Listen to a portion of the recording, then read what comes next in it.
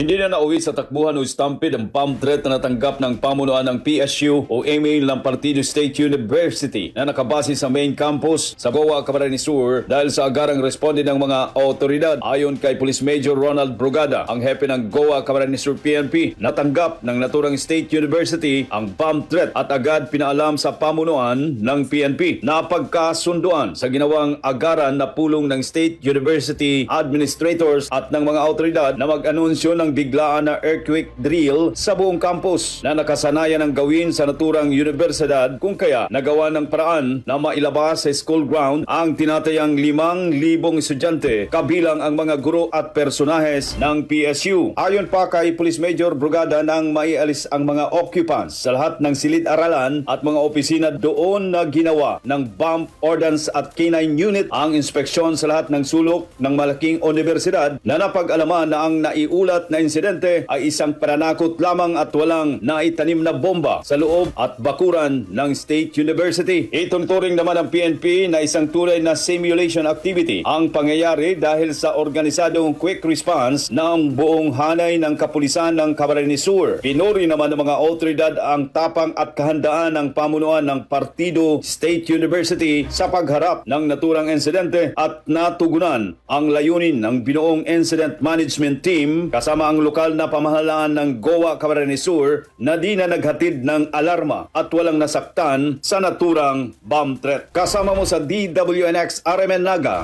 Radyoman Manibasa, Tatak RMN. RMN Network News.